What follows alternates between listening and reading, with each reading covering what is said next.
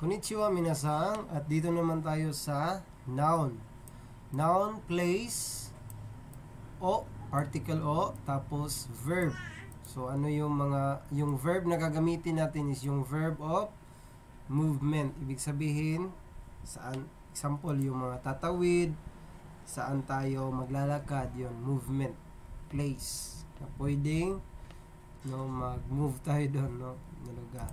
Okay, for example, mga noun, place. Ano yung mga noun na place? For example, koen. What is koen? In English, ang koen ay park.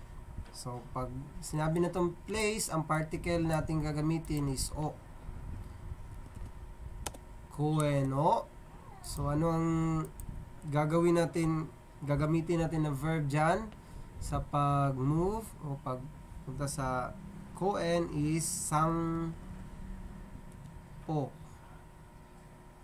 Sampo shimasu. To take a walk. So, ang English niya ay I take a walk in the park. So, basahin muna natin. Koen o sampo shimasu. Ibig sabihin, naglakad ako sa park. Sampo shimasu. Yun yung gamit nito. Noun, place, o verb of movement. Okay, next example class. Michi. What is Michi, class? Michi means road. Michi. So, ang particle na itong gagamitin is, for example, watarimasu muna. Verb. So, wala pang particle. So, yan yung verb of movement natin dyan. Watarimasu.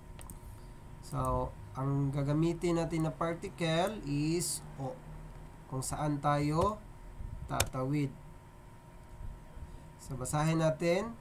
Michi o watarimasu. Michi o watarimasu. Ibig sabihin, tatawid sa karsada.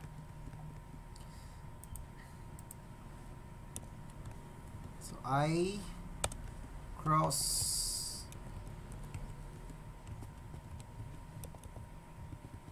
the road.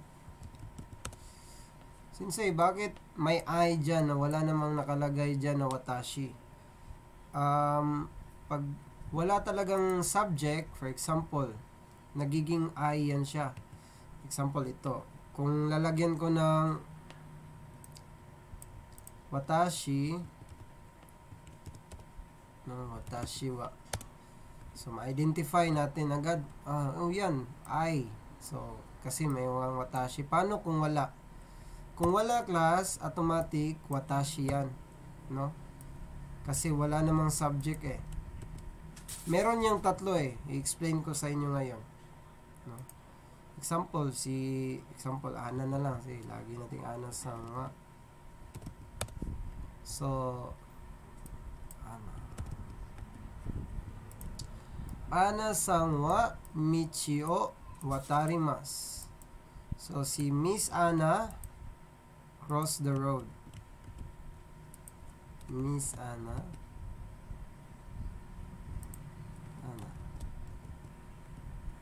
cross the road. So, ibig sabihin, si Miss Ana daw ay tumawid sa kalsada. Pero pag walang watashi o walang sino yung subject, subject kasi yung tinutukoy kung sino yung tumawid. Subject.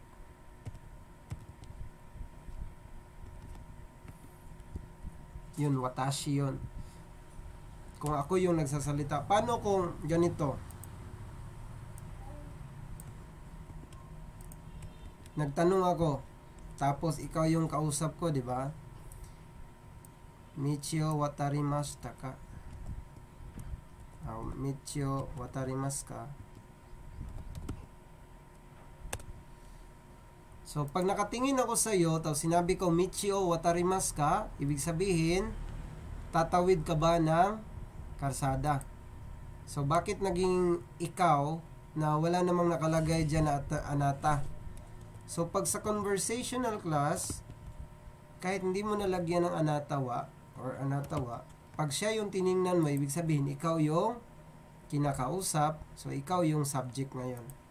Pero pag ako naman nagsasalita, tapos ako na yung sumagot, kahit di ko nalagyan ng watashi wa, kasi automatic ako naman ang nagsasalita. Pero kung tinatanong ko isang tao, siya, o tinitingnan ko siya, ibig sabihin, siya yung nagiging subject. So, sana maintindihan nyo. So, yan. Noun, place, o verb of movement. So, pakisulat na lang minasang.